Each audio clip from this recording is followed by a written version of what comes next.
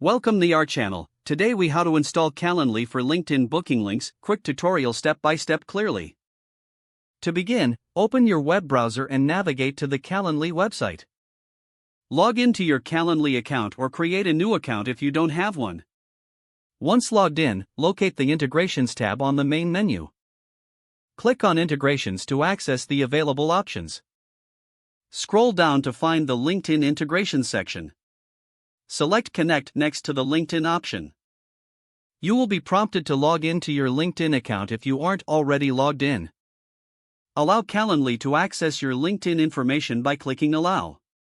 After connecting, you will return to the Calendly integrations. Next, go to the Event Types section in your Calendly dashboard. Create a new event type by clicking on New Event Type.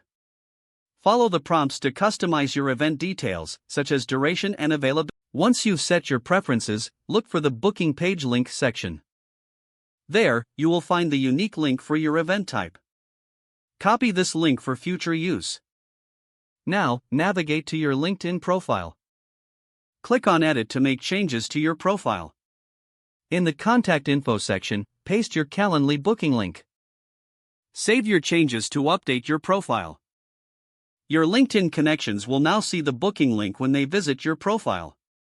Test the link by clicking on it to ensure it directs to your Calendly event page.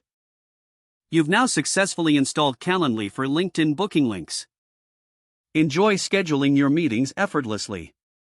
If the page does not load, refresh the browser or try again in a private or incognito window.